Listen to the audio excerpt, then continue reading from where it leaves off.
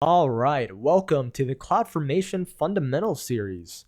In this series, we're going to tackle AWS's famous, or infamous, infrastructure as code tool. And if you're in the tech field, then much like containers and lambdas, this is going to be one of those topics that you can try to get away from, but it's going to find you.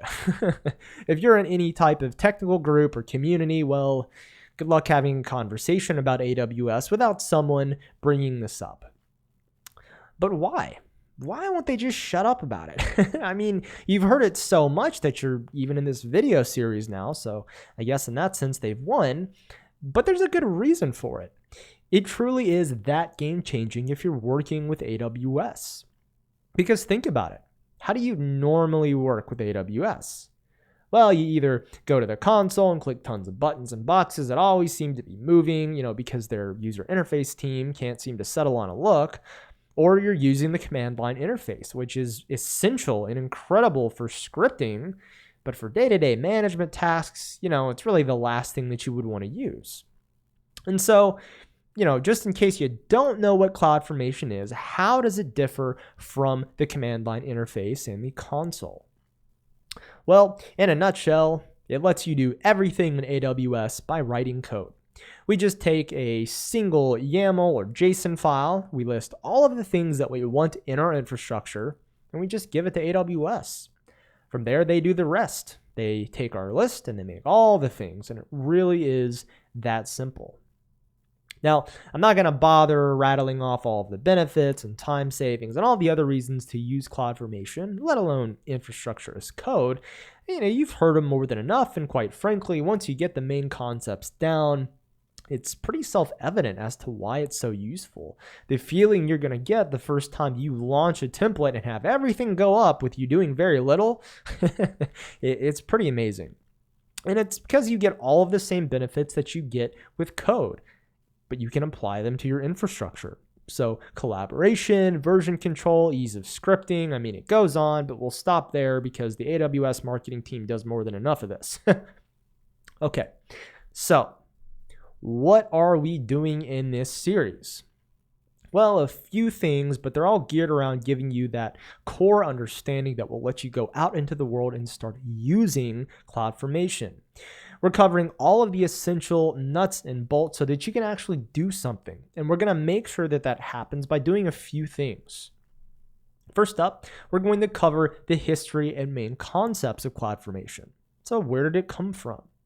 Now, it's easy to neglect the origins of technology because we're always looking to the future in our field. But the thing is, if you can get a grasp on something's beginnings, especially something so important and pivotal as CloudFormation, well, it's easier to predict where it's going to go. But also, what are the main ideas in it? It's very easy and low-hanging fruit to dive right into step-by-steps, and maybe those work some of the times, but you need the 50,000 foot view. You need that understanding that will give you a solid compass to operate on when those step-by-steps, when they fail you, when they go outdated. And, most importantly, so that you can build things without being dependent upon them. So next up, we'll cover CloudFormation's template anatomy and its helpers. So remember how I said at the beginning that all you do with CloudFormation is make a list of everything you want in a JSON or YAML file? Well, that file is called a template, a CloudFormation template. And yes, again, it is just a plain JSON or YAML file. But CloudFormation lets us do more than just basic JSON and YAML things in it. When we pass this template up to CloudFormation, there's all sorts of special keywords and properties that we can use that will be interpreted as more than just plain text key value pairs. We can write functions, make conditions, set parameters. There is all sorts of stuff. Now, while we're learning these core essentials, we'll be building a reusable template. Granted, it won't be anything big, and it's just going to be your run-of-the-mill security group with some basic rules in it, which, by the way, is just a firewall for EC2 instances. But this is actually perfect to learn all of the crazy syntax, semantics, functions, and the like. If we chose something more complicated, well, we'd wind up focusing too much time on the complicated thing rather than CloudFormation, which is what we're here for. That being said, the template is useful enough that if you're on AWS, it's absolutely something that you could take and use in your projects for your company or for yourself.